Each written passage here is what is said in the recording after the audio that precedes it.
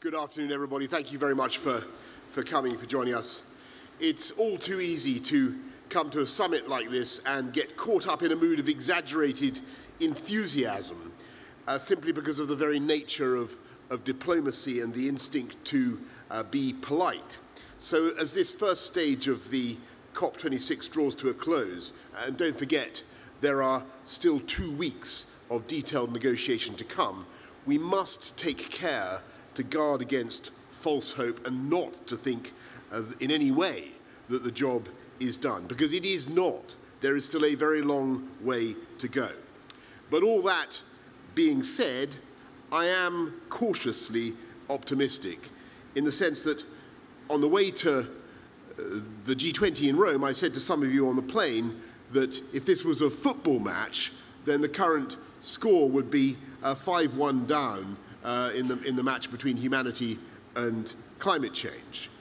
And I think what you could say today, after 2 days of talks with around 120 world leaders, is that we've pulled back a goal, or perhaps even two. And I think we're going to be able to take this thing to extra time, because there's no doubt that some progress has been made. We're ending the Great Chainsaw Massacre with more than 85% of the world's forests to be protected by the end of this decade, an unprecedented agreement by 122 countries now, backed by the biggest ever commitment of public funds for forest conservation, with much more still to come from the private sector. We've got 90% of the world's economy working towards net zero, up from less than a third when the UK took up the COP reins, including India keeping 1 billion tonnes of carbon out of the atmosphere by switching half its power grid to renewable sources. More than 100 countries have just signed up to cut their methane emissions by 2030. When we were selected as hosts of COP26, just 1% of the world's economy had met the post-Paris obligation to improve on their 2030 emission targets. Today, that figure stands at 80%. And it's not just that we're putting forward better targets or bigger targets. The world has been actually putting forward the plans to reach those targets. Billions of dollars have been committed to supporting developing and vulnerable countries. Big business has stepped up with the launch of the Glasgow breakthroughs this afternoon, and our Clean Green Initiative idea, the Build Back Better World idea that Joe Biden talks about, is catching on, and it's taking the green industrial revolution worldwide. For example, we're working with South Africa's President Ramaphosa to deliver his ambitious vision for faster, greener growth. And what I would say is, we've been asking for action, as you know, on coal, cars, cash, and trees. And after just a couple of days, we can certainly begin to tick 3 of those boxes. If you can begin, we're beginning to write the tick. And that's all happened because we were able to come together in person in Glasgow and do this, make it happen at COP26. And of course, it's only part of the story. Although the UK has this week committed a further $1 billion of international climate finance, taking our total to £12.6 billion by 2025, £12.6 billion that we're committing to climate finance. Actually, just a few hours ago, Japan announced another $10 billion over the next 5 years, a big commitment from Japan. The reality is that the developed world will still be late in hitting the $100 billion target. And it's brilliant that so many countries have embraced net zero this week, but we're going to keep working with all the leaders around the world to get them there sooner, to accelerate their timetable. We've now protected 85%, we've got measures to protect 85% of the world's forests and 90% of the world's economy working to net zero. Those commitments will be 100% useless if the promises made here are not followed up with real action. As Prime Minister Mia Mottley of Barbados so passionately warned us yesterday, climate change is not some parochial political issue. for tens of millions of people around the world, it is literally a matter of life or death. Those economies need 1.5 to survive. So I'll be watching proceedings, we'll be watching proceedings very closely to make sure we keep moving forward and there are no U-turns, no sliding back from where we've got to.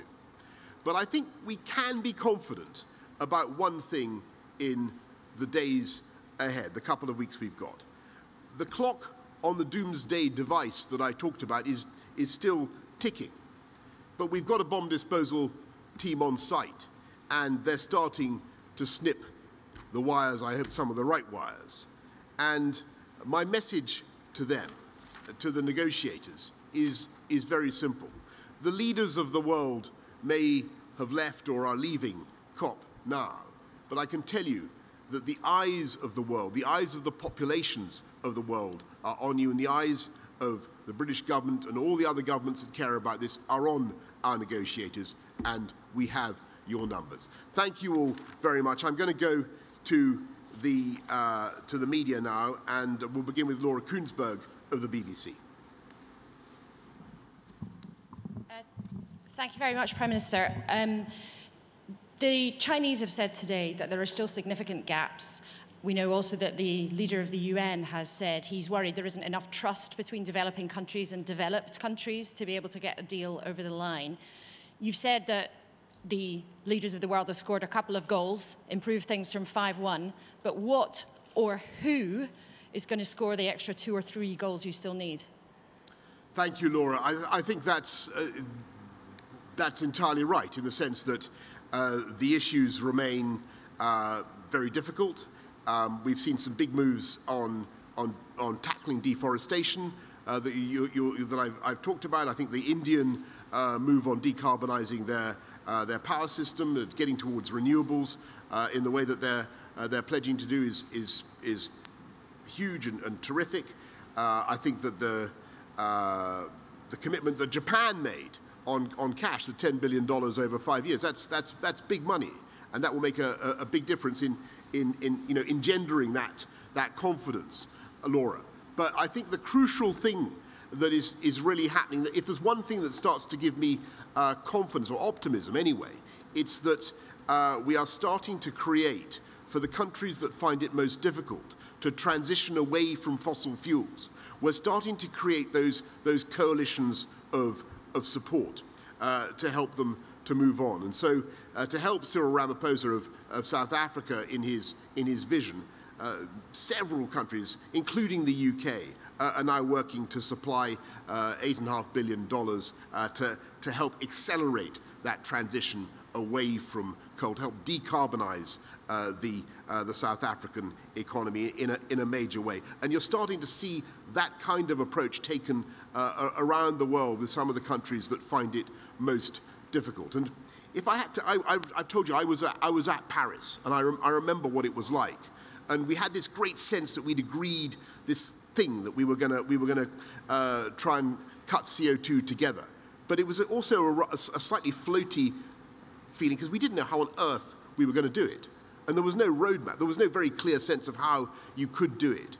I think what you're starting to see here at Cop26 in Glasgow is a sense of how actually you can deliver those cuts in CO2. But, I'm not going to disagree with you, Laura. There is a long way to go. Anushka Astana of ITV. Thank you. Prime Minister, I'm not sure if the Prime Minister of Belize would share your cautious optimism. I spoke to him today and he said developed countries are not doing enough. He said that the West got rich on lavish lifestyles and that now it was telling developing countries they couldn't do that. He says if that is your message, then they need much more money and much more action. So let me ask, do you understand the anger of the Prime Minister of Belize? And also, you're not going to get a deal that's good enough on coal, are you? I think you're absolutely right, Anushka, to highlight the feelings of people in Belize, but in vulnerable states around the world that are in the front line in the fight against climate change. And it's been very humbling to sit here and to listen over the last weeks, months, to colleagues of Mia Motley and Barbara. You heard her at the UN General Assembly say the same thing. Why should they suffer this immediate impact, this loss and damage because of emissions that we in our country began to produce 250 years ago? Now, we can say, well, for the vast majority of that period, we had no idea that the CO2 emissions we were producing were doing that damage. It's only really been in the last few decades that we've started to understand the whole greenhouse effect. But we owe a special duty to those countries, and that's why the Prime Minister of Belize is right to point to the need for cash. That's why the 100 billion is so important, and it's good that Japan has stepped up, but other countries are going to have to do more. You're absolutely right. What we need is to see more cash. We need to see more movement on cars. We haven't even discussed cars yet. That's for later on. That's for the next few days. We must see progress on that too. I think we've made some good progress on trees. But when it comes to helping countries to transition, then a huge effort is needed. What I think we have is the tools to do it, and we certainly have, in theory, we have the finance to do it.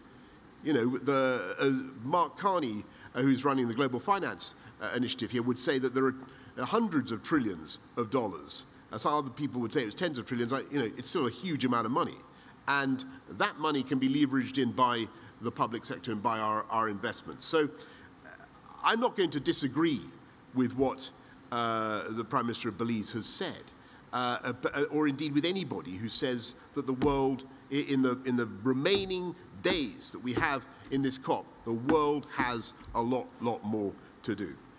Mesa Hall of the Express, and Beth, you're next. Mesa.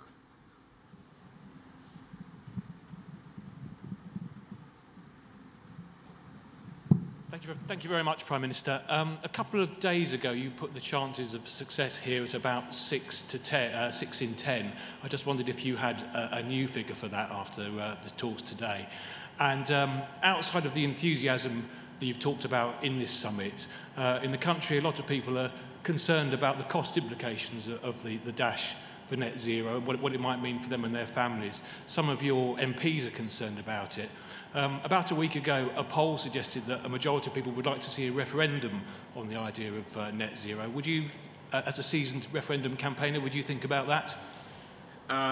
Thanks, Mesa. Look, I just want to say one thing about the overall economics of this. First of all, if we don't do this, if we don't fix our climate, it will be an economic catastrophe as well as an environmental catastrophe, right? I think people need to understand that as point number one. This is the only way to fix this is to reduce CO2 and tackle climate change. I also happen to think that there's a great wisdom in the British people, and I think that they can see that this is an issue that needs to be fixed. And they may not listen to me, but they certainly listen to Sir David Attenborough, and they look at what's actually happening around the world. They look at the fires, they look at the floods, they look at the hurricanes and the increased incidence of all three, much increased incidence, and they think something's happening here. And they look at that graph. You see that graph on yesterday morning? Incredibly powerful graph that Sir David Attenborough produced of the increase in CO2 emissions over the last few thousand years, the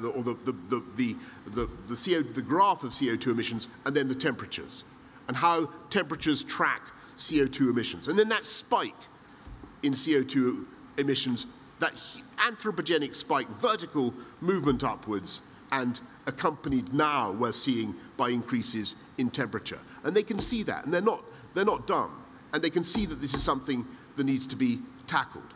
And we will tackle it by creating many, many hundreds of thousands of high-wage, high-skilled jobs in green technology. And in the Green Industrial Revolution plan alone, there are plans for 440,000 more jobs in all sorts of things from battery technology to wind farms and many, many other things. So the economy is going this way. I think it's a good thing, and we can use this moment to trigger greater growth and greater prosperity, but do it in a green way. And I do think people get that. And as for your brilliant suggestion of a referendum, Mesa, I think this country's probably had enough referendums to be going on with for a while. That's my general view on the matter.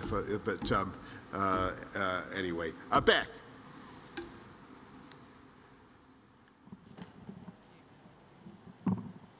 Thank you, Prime Minister. It's been a really, really intense few days, both here in Rome, both in Rome and in Glasgow. But just to use your football analogy, you talked about being able to equalise in extra time. But isn't the sad reality of all of this that if China is not on the pitch, Team World is not going to be able to equalise? That is the elephant in the room, isn't it? And on forests, Sky News is on the ground in Brazil, where authorities don't seem to care at all about mass deforestation. Do you really believe that the president of Brazil will follow through on the pledges he made? Is he taking it seriously? Thank you. Thank you very much. First of all, on really good questions. First of all, on China, yes, it's true that President Xi isn't here. But on the other hand, the Chinese team is very high level. He didn't want. I talked to him. He didn't want to come because of the pandemic, and you've got to respect that. The same was the case for Vladimir Putin. But that doesn't mean the Chinese are not engaging. They've made the commitment on net zero by the middle of the century, by 2060 or earlier. And the key thing that China is saying is that they want to. Get to a peak in their carbon emissions by 2030 or before. And when you listen to what Xi Jinping says, the question is how much before? Because and that's the issue, and that's what we're discussing with China. Because there is still, there's a world difference between peaking in 2030 in your emissions from China and peaking in 2025. And so that's where the conversation is. That's where we're keeping the pressure up. And on your point about forests, we're continuing to engage with China, and we're seeing some signs of progress. But do we want more? Then that's absolutely true. Yes, we do, but we want more from everybody. And just on, do you want to come to forests, or do you want to do a follow-up on China?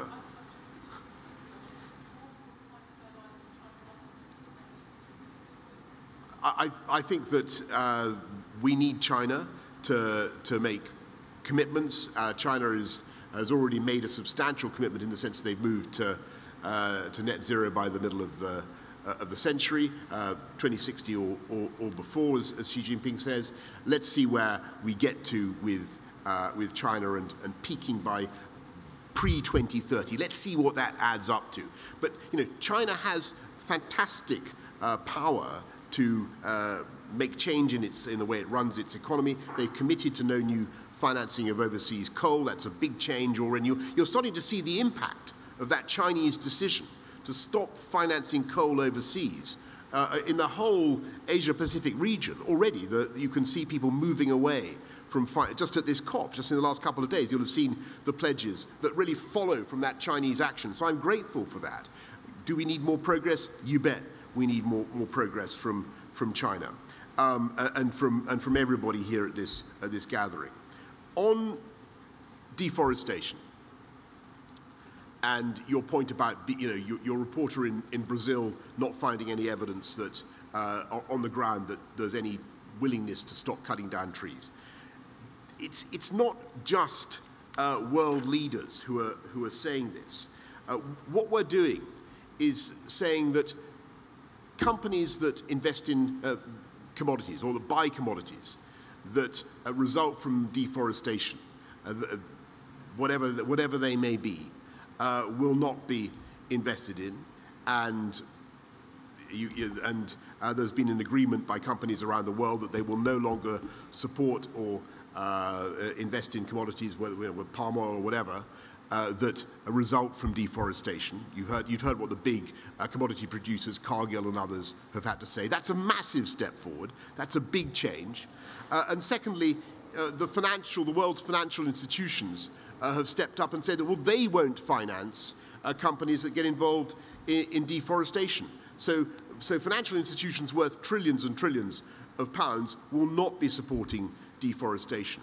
And the pressure comes from consumers around the world who will say to those banks, whether it's Aviva or Barclays or whoever else, if they break that pledge, there will be a democratic, a consumer price to pay.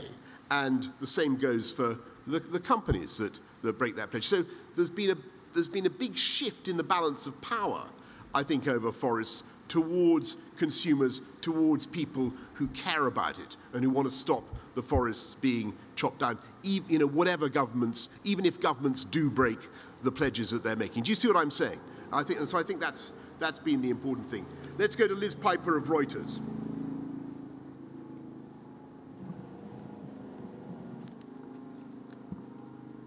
Hi, Prime Minister. The developed world promised in 2020 to deliver the 100 billion. They still haven't done that. Do you think what's the likelihood of it actually coming next year? And surely the price tag should be a little bit higher. Also, what was your reaction to India's net zero target being at 2070? Thanks, Liz. I think that the 100 billion is still something that we're pushing for earlier. We're going to get it by 2023. But we need to see more. I thought that what Japan had to say was great, but this ain't over. We need further action from countries around the world, and we're certainly going to keep the pressure up. And sorry, Liz, remind me, what was your second question? India, yeah. Look, just on India, I think the most important thing that they've said is that they want to decarbonize so much of their power system by 2030. That's a massive commitment, moving up from 175 to 450 gigawatts of clean energy. That's a huge commitment, and if they put that in their NDC, even more powerful. Harry Cole of The Sun.